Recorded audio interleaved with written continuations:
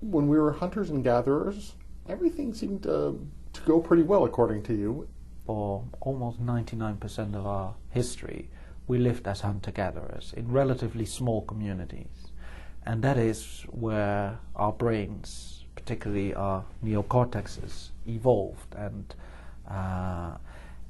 what you see throughout evolutionary history is that groups got larger, and with groups getting larger, we had more problems to solve, complex social problems to solve, and we needed to coordinate these groups, and that is where leadership came in.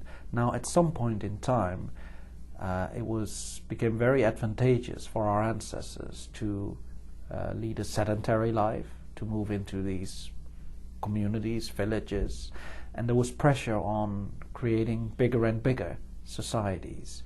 And what we moved then towards is from a situation where leadership was taken up by individuals in a flexible way, the best hunter leading the hunt, the best person with knowledge about plants becoming the shaman and the medicine man.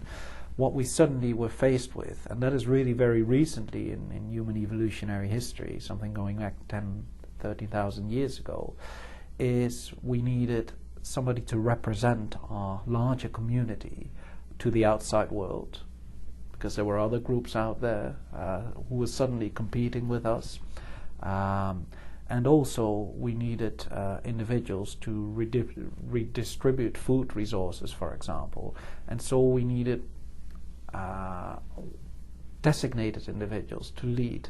The big man, you call Yes, him. the big man is one example where in horticultural societies, for example in the Northwest Pacific, among the First Nations people, big men emerged who took on these roles of redistributing food, for example.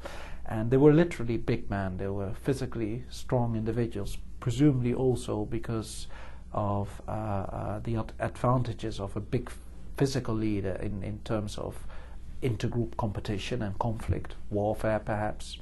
And so there was a need for structural or institutionalized leadership, and that emerged really rather recently. And so the problem with that is that these individuals got a lot of power and control over resources, and unfortunately it is also part of human nature to, once you have power, to try and use it to your own benefit and to the benefit of your kin, essentially.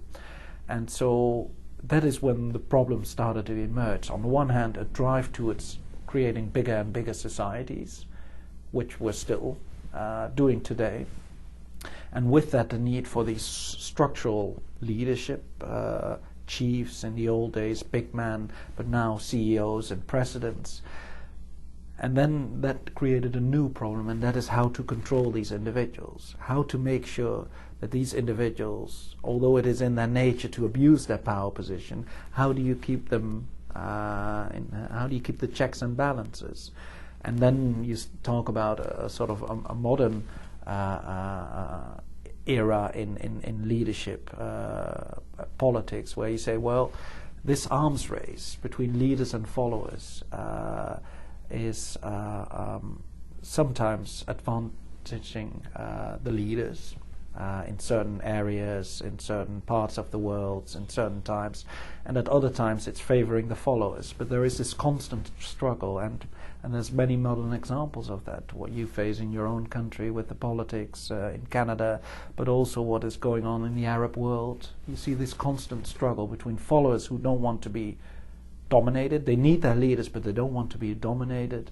And on the other hand, the leaders who like to dominate, essentially, and like to accumulate as much power as they can to possibly benefit themselves and their cronies. We're still funny little monkeys in a lot of ways, because you go back and look at other primate models and you see a lot of these same behaviors.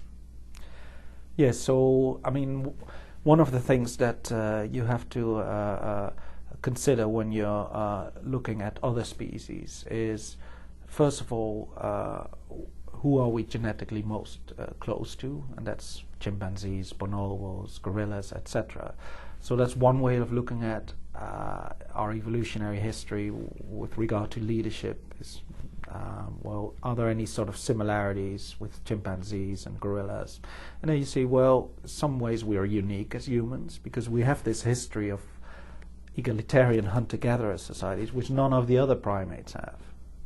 Most primates operate in these dominance hierarchies, except for the chimpanzees and the bonobos, where you see more of a tendency towards, I wouldn't call it democracy, but it's a coalition of alphas, if you like, leading the group. So you see a bit of a sort of a move towards some sort of shared dominance. I wouldn't call it leadership necessarily. The leaders get the what, 3 S's as their status, sex, and salary. So that is the perks. That is the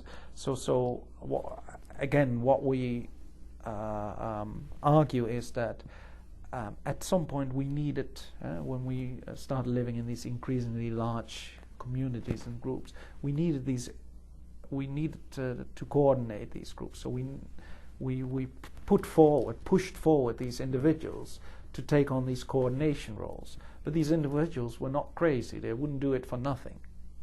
And so we gave them some privileges in terms of status, prestige, and also giving them access to reproductive resources, sex, i.e. mates, and the modern manifestation of that is salary. The book is Selected: Why Some People Lead, Why Others Follow, and Why It Matters. I've been speaking with the author, Mark Van Vugt, and Selected is published by Random House of Canada.